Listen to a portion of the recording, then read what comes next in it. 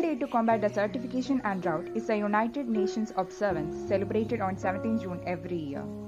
Its purpose is to raise awareness against desertification, preventing methods to desertification and recovering from drought.